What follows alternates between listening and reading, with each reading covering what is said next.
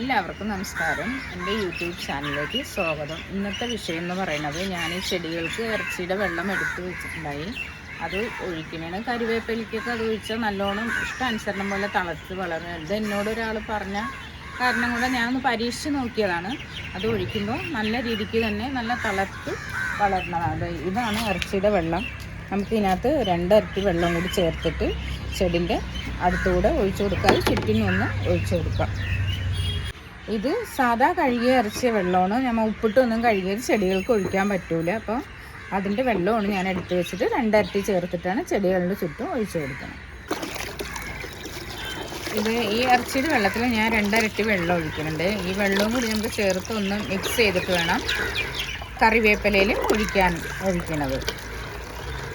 നല്ല രീതിക്ക് തന്നെ ഒന്ന് മിക്സ് ചെയ്ത് വെക്കും. ഇത് അങ്ങനെ തന്നെ ഡയറക്റ്റായി ഒഴിച്ചു എന്ന് പറഞ്ഞാൽ ചിലപ്പോൾ കറിവേപ്പില ഉണങ്ങിപ്പോകാനുള്ള സാധ്യതയുണ്ട്. അത് കാരണം കൊണ്ട് നമ്മൾ വെള്ളവും കൂടി ചേർത്ത് ഒഴിക്കുന്നത്.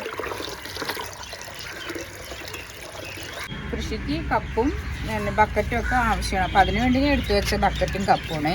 നമുക്ക് കൃഷിക്ക് ഉപയോഗിക്കാൻ വേണ്ടി വേറൊരു കപ്പും ബക്കറ്റൊക്കെ മാറ്റി വെക്കുന്നതാണ്. ഇത് കറിവേപ്പിലയുടെ ചുറ്റും ഇങ്ങനെ ഓരോ കപ്പ് വീതം നമുക്ക് ഒഴിച്ചു കൊടുത്താൽ മതി. ഇതിപ്പോൾ മഴയാണ്, അത് കാരണം ഓരോ കപ്പേ ഞാൻ ഒഴിക്കുന്നുള്ളൂ. അതെല്ലാ പച്ചക്കറിക്കും നമുക്ക് ഒഴിച്ചു കൊടുക്കാം. നല്ല തളർത്ത് വളരാനും പൂവുണ്ടാവാനും കായുണ്ടാവാനും ഒക്കെ നല്ലൊരു വളമാണിത്. ഇറച്ചിയുടെ വെള്ളം, മീൻ കഴുകിയ വെള്ളം എല്ലാത്തിനും ഞാൻ ഒഴിച്ചു കൊടുക്കാറുണ്ട്. ഇത് ചെടിയുടെ മൂട്ടിലൊന്നും കൊണ്ട് ഒഴിക്കരുത്, കരിഞ്ഞു പോകാനുള്ള സാധ്യതയുണ്ട്. അപ്പോൾ ഇത്രയും വിട്ടിട്ട് വേണം നമുക്കത് ഇതിൻ്റെ വെള്ളം ഒഴിച്ചു കൊടുക്കാനായിട്ട്. ഞാൻ എല്ലാ ചെടികൾക്കും ഒഴിച്ചു കൊടുക്കാറുണ്ട്. ഇപ്പോൾ പേരയ്ക്കും മാവിനും എല്ലാം ഒഴിച്ചു കൊടുക്കുന്നുണ്ട്. രണ്ടാമത്തെ വളം എന്ന് പറഞ്ഞാൽ, ഇത് ഞാൻ എൻ്റെ വീട്ടിൽ വരുന്ന പച്ചക്കറിയുടെ വേസ്റ്റുകളാണ്. പച്ചക്കറിയുടെ വേസ്റ്റ് നമ്മൾ ബാലൻസ് ചീഞ്ഞ് പോണ പഴം, അതുപോലെ തന്നെ ചായച്ചണ്ടി അങ്ങനെ ഇടാൻ പാടില്ല. ചായച്ചണ്ടി നമ്മൾ ചായ കൂട്ടി കഴിയുമ്പോൾ കഴുകിയിട്ട് വേണം ഇതിനകത്ത് ഇടണമെങ്കിൽ, ഇല്ലെങ്കിൽ അത് ചെടികൾക്ക് ദോഷം ചെയ്യും.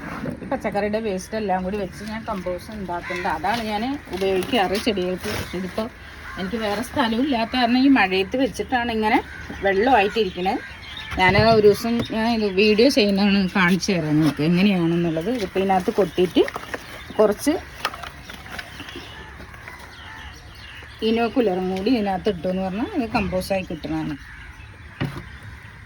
പച്ചക്കറിയുടെ വേസ്റ്റ് എല്ലാം ഇട്ടതിന് ശേഷം നമുക്ക് ഇതും വെച്ച് നമുക്ക് നല്ലോണം ഇളക്കി ഒന്ന് ഒരുമിച്ച് യോജിപ്പിച്ചിട്ട് വേണം ഇനോക്കുലർ ഇതിൻ്റെ മുകളിൽ ഒരു പിടി വിതറി കൊടുക്കാനായിട്ട്. ഇതാണ് ഇനോക്കുലർ. ഇതാണ് നമ്മൾ പച്ചക്കറിയുടെ വേസ്റ്റിൻ്റെ മുകളിൽ ഓരോ പിടി ഇട്ട് കൊടുത്താൽ മതി. ഇതെനിക്ക് മുനിസിപ്പാലിറ്റിയിൽ നിന്ന് കിട്ടിയതാണ്. ഒരു 10 കിലോൻ്റെ ഒരു ചാക്കാണ്. അത് കൊണ്ടുവന്ന് ഞാനൊരു പാട്ടിൽ നനയാത്ത വിധത്തിൽ ഇട്ട് വെച്ചത്. ഇത് ഞാൻ ഒരു പിടി ഇതിനകത്ത് ഇട്ട് കൊടുത്താൽ തന്നെ ഇത് കമ്പോസ്റ്റായി മാറുന്നതാണ്. അത് ഞാൻ ഒരു ദിവസം വീഡിയോ ചെയ്യുന്നതാണ്. അതിൻ്റെ വീഡിയോയിൽ ഞാൻ ഉൾപ്പെടുത്താം. ഇത് ഞാൻ വീട്ടിൽ ഉപയോഗിക്കാൻ കറിക്കിടാൻ വേണ്ടി പുറത്തുനിന്ന് വാങ്ങിച്ച മല്ലിയുടെ ഇലയാണ്.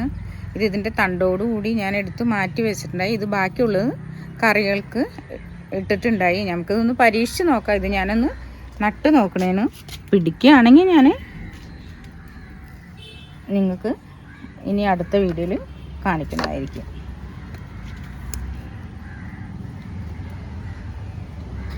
വേരുണ്ട്, അത് കാരണം നട്ട് നോക്കാമെന്ന് പറഞ്ഞിട്ടാണ്. നട്ട് നോക്കി പിടിക്കുകയാണെങ്കിൽ പിന്നെ ഇതിൻ്റെ വേരുണ്ട്, അത് വേണം ഞാൻ നടുന്നത് കേട്ടോ. നമുക്കൊന്ന് പരീക്ഷിച്ച് നോക്കാം, പിടിക്കുമോയെന്ന് നോക്കാം. ഒന്ന് പുറത്തുനിന്ന് വാങ്ങിക്കണൊക്കെ എല്ലാത്തിനും വിഷമാണ്. അപ്പോൾ പിന്നെ ഒന്ന് നട്ട് പരീക്ഷിച്ച് നോക്കാം.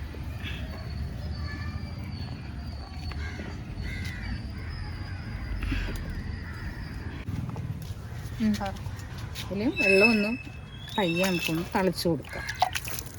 പിടിക്കുമെന്നറിയില്ല, എന്നാലും നമുക്കൊരു പരീക്ഷണം. ഇന്നത്തെ വിശേഷങ്ങൾ ഇത്രയേ ഉള്ളൂ. ഞങ്ങളുടെ വീഡിയോ ഇഷ്ടമാകുകയാണെങ്കിൽ സപ്പോർട്ട് ചെയ്യണം. നന്ദി.